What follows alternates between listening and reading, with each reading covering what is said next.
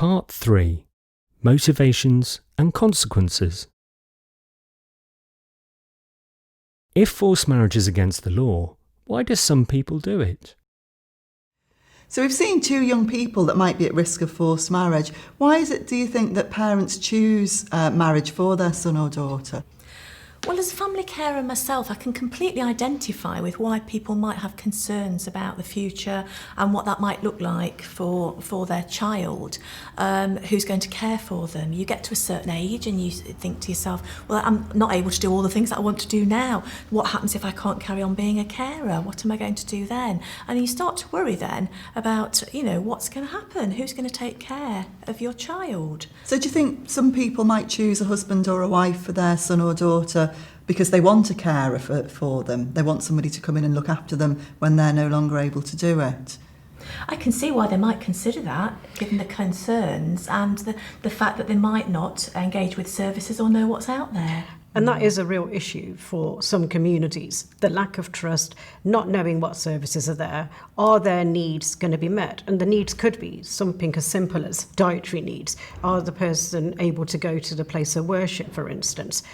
But there's also an issue around where families want to get rid of the stigma of disability. So actually, if you're married or if you have children, you seem somewhat normal. Don't like using that word, but actually that's a word that people use in some communities. So actually, it removes the stigma of disability. So people choose a husband or wife for their son or their daughter because they think they're going to be the best person to care for them. The care will be in the family. Yeah. But also it removes that stigma of disability as well. So it means that their child is doing what everybody else's child is doing in terms of getting married and living with their husband or wife. And also they don't recognise it probably as a forced marriage because, again, it comes around to the issue of capacity because they'll see it as an arranged marriage. We're doing an arranged marriage. We're doing a good thing here. So it's about bringing it back to say to family, well, actually, your young person that you're looking after doesn't understand what a marriage is. And of course, if they don't understand what a marriage is and they're not able to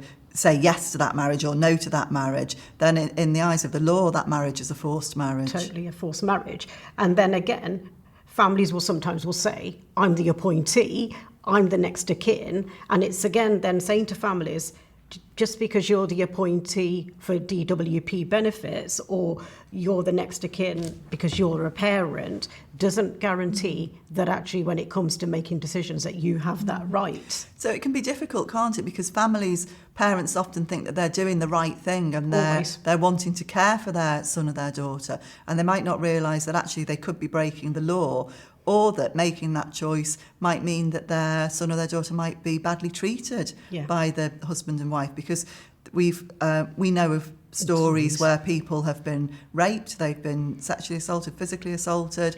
And we've had cases of Rani's mum who went to a local community temple who was asked to arrange a marriage, and actually the mum thought it was a good match because actually the guy needed a visa into the country. He would promise to care for her, but actually within weeks of the marriage, she was forced to have sex, she was financially exploited, all her benefits he took, she was physically assaulted, and then he was calling her awful wicked names. And then when she went back home to say to mum, and mum was like, but he's your husband, sex is a part of marriage. And at that time, she had a bit of an understanding of sex, though, Anne, but didn't, So parents might not think through what the consequences might be, and they might not see that their son or their daughter could be harmed by this. We also know that there can be difficulties for the person without the learning disability as well, who's brought into the house to act as a carer, and that person might be treated as a servant by the family and might not understand what rights they have either. I think now when we look at legislation, we look at Under Care Act, modern day slavery is a part of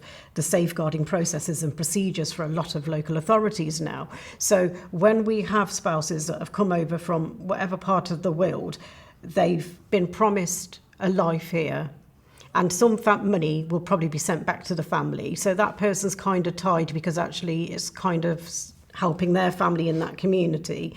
But a forced marriage is a violation of somebody's human rights. We need families to understand that actually we don't have rights to make life-changing decisions on someone's behalf. We can't do that, and even if we're mum and dad. Yeah, well, no matter how well intentioned, Yeah. the law is the law, and people's rights are people's rights, aren't they? I'm wondering what needs to happen to change this, and is it about better publicity of services? Is it about helping families to understand what the alternatives might be? So getting families to talk to the social worker or the GP or the nurse that might be involved to really think through what some of the alternatives to marriage might be. I've found that because we've engaged with services, we've started to talk to them about, well, what might we be able to access in the future? What might the future look like? That we've got a lot more peace of mind. I mean, we've got a great family support network, but who's to say that's around forever? Parents will say to me, I can't make my other son and daughter take on the responsibility. So this is why we go and marry our son and daughter off. And they actually don't see what they're doing is wrong. And I think it's about trying to help them to understand, realise that there is a lot more kind of low-level support out there. And actually also, sometimes people can live in the family home and actually have carers coming in to support you. And I think that people don't recognise that those are real options.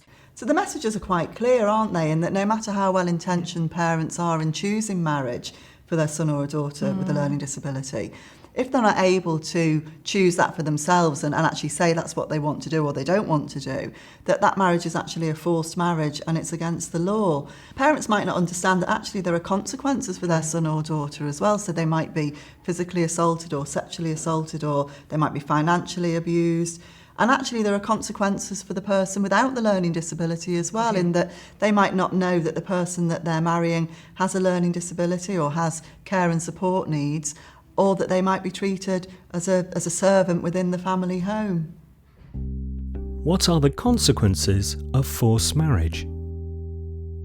There are legal implications for forcing somebody to marry. It's against the law and it carries a maximum prison sentence of 7 years. Well, the law says that you can commit the offence of forced marriage in two primary ways. The first is that if you intend to cause a person who doesn't understand the concept of marriage to enter into a marriage, that can be an offence. You don't need to use any pressure or force, coercion. You don't need to threaten violence or anything like that. Just the fact that they don't understand marriage and you cause them to enter into a marriage is sufficient. The other way that you can commit an offence is if you deceive somebody into going overseas, and then once they get there, you intend that they enter into a marriage agreement. It doesn't matter whether you remain at home and the person goes separately from you, provided your intention is to get them to enter into a marriage when they get there. And what a marriage means is not an English marriage under English law. It can include any form of marriage ceremony which is recognised overseas, and it also can include a marriage which is recognised by people's customs. And therefore it's a very wide and all-encompassing term. There are consequences both for the person with the learning disability, who might become a victim of abuse, could be abused in a range of ways, and for their spouse, who may not realise that actually they're being brought into the family to care for their husband or wife and possibly care for their parents as well. A survivor's story. My story is I'm a survivor now. I've gone through quite a lot.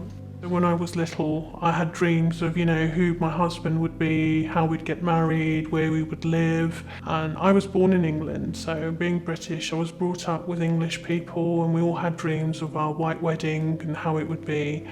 When my parents told me, you've got to take Wednesday off, and I said, why? And they said, you're getting married. All my dreams were just shattered in an instant. I didn't get to choose my life partner. And to me, a life partner is someone that you can build dreams with, build a home with, build a family with, in all aspects of your life. And I found it really hard that my parents were forcing me to be with someone, not just mentally and physically, but everything.